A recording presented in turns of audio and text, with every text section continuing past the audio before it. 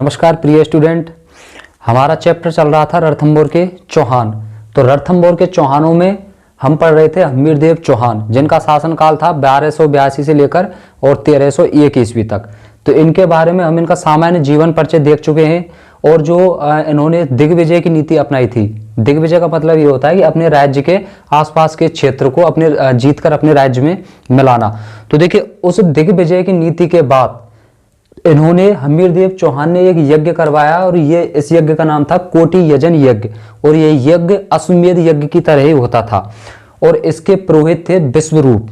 पूछा जा चुका है कि ये विश्वरूप किसके पुरोहित थे, या जो हमीरदेव चौहान ने कोटि यजन यज्ञ करवाया था वो किसके निर्देशन में करवाया था। तो वो करवाया था अपने पुरोहित विश्वरूप के नेतृत्व में इन्होंने कोटि यजन यज्ञ करवाया था। अब देखिए, इधर ये हो जाएगा अपना राजस्थान। यहां पर पास में ही एक जगह है दिल्ली और यहां पे अपना ये सवाई माधोपुर रणथंभौर।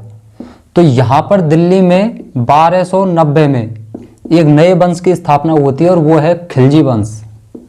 और इस खिलजी वंश का संस्थापक था जलालुद्दीन खिलजी।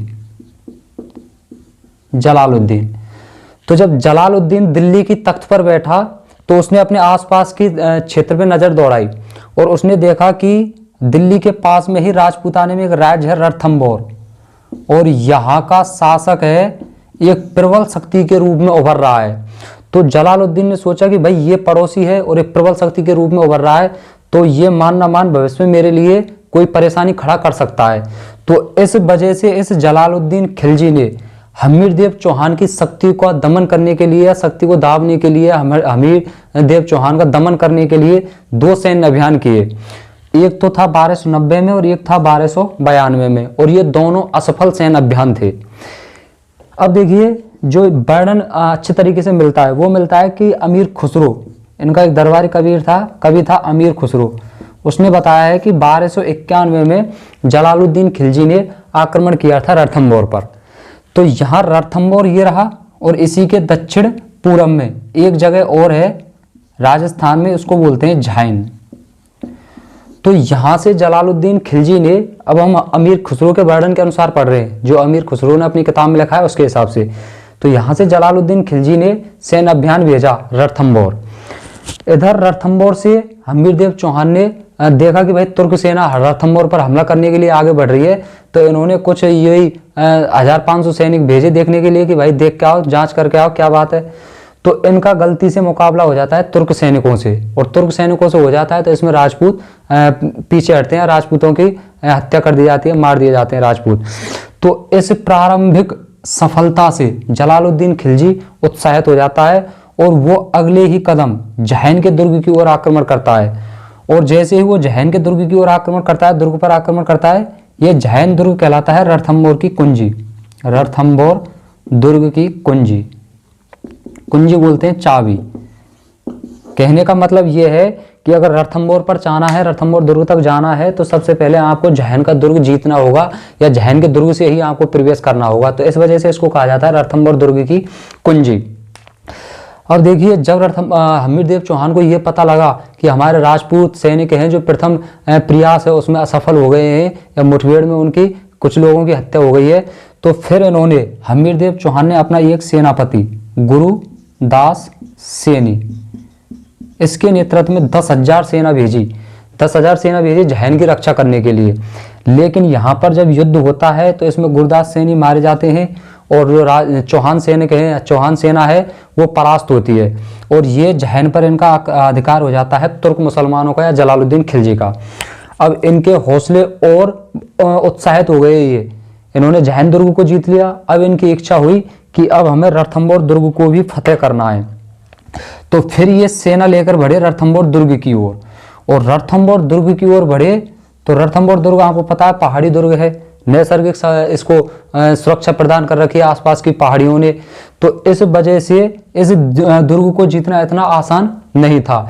इसी कारण अबुल फजल ने कहा है, इसके जो पहाड़ियों से इधर उधर से घिरा हुआ है ना, तो इसी कारण अबुल फजल ने कहा है इस दुर्ग के बारे में कि और दुर्ग तो नंगे हैं लेकिन ये दुर्ग बख्तरबंद है। इसका मतलब यह है कि इसको प्रकृति ने ऐसी सुरक्षा दे रखी है प्राकृतिक रूप से, तो इसको जीतना इतना आसान नहीं है।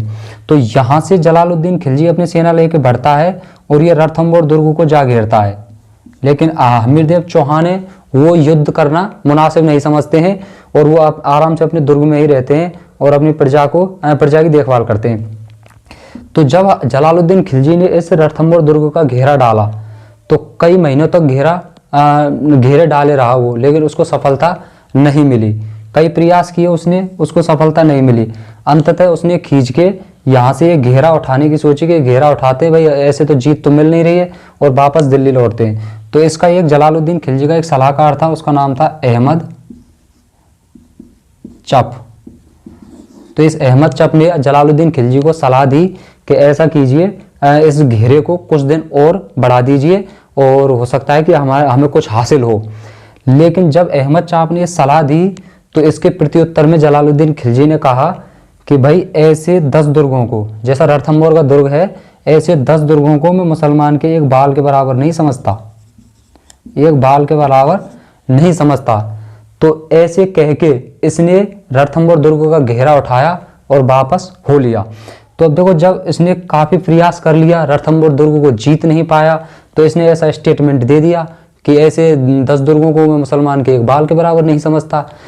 तो इसका मतलब तो ये हो गया कि खिसियानी बिल्ली खंबा नोचे, जब उसको कुछ हाथ नहीं लगा तो अब कुछ तो कहना है ना, कुछ तो कहना है। कई बार आपने लड़ाई देखी होंगी, तो जैसे कोई कमजोर आदमी होता है ना, तो जैसे उसमें 2-3 थप्पड़ दे दिए, 5-7 थप्पड़ दे दिए, लेकिन फिर भी वो अपनी गुस्सा में कुछ ऐसी गाली गलौज करने लगता है, तो वो खुद को कुछ तो साबित करता है ना। तो ऐसे ही यहाँ पर जब इसको जलालुद्दीन खिलजी को कोई सफलता नहीं मिली तो इसको कुछ तो कहना था ना, जिससे कि थोड़ी सी अपने को तसल्ली मिले कि हाँ भाई चलो ठीक है। तो ऐसे ही इसने रणथंभौर दुर्ग के बारे में बोल दिया कि ऐसे 10 दुर्गों को मुसलमान के एक बाल के बराबर भी नहीं समझता। नहीं समझता तो आया ही क्यों था, ऐसे तैसे कराने थोड़ी आया था अपनी। तो ये तो बात हो गई अलग की, खिसियानी बिल्ली खंबा नोचे। अब जैसे ही रणथंभौर से घेरा डाल के वापस उधर दिल्ली पहुंच जाता है, तो फिर चौहान जो राजपूत होते हैं वो जहन को भी यहाँ से अपने अधीन कर लेते हैं और फिर दोबारा जलालुद्दीन खिलजी कुछ सेना फिर भेजता है जहन को अपने अधीन करने के लिए। लेकिन नहीं, वो इस मौके पे भी क्या है, असफल होके लौट जाता है। तो इस तरीके से जलालुद्दीन खिलजी से हमीरदेव चौहान का प्रतिरोध रहा था, या कुछ बेमनस रहा था, या लड़ाई झगड़ा रहा था। यहाँ से आगे 1296 के बाद जलालुद्दीन खिलजी के पास शासक बनता है अलाउद्दीन खिलजी। तो अलाउद्दीन खिलजी भी रणथंभौर पर आक्रमण करता है और उसको पढ़ेंगे हम अगले पार्ट में। तब तक के लिए धन्यवाद।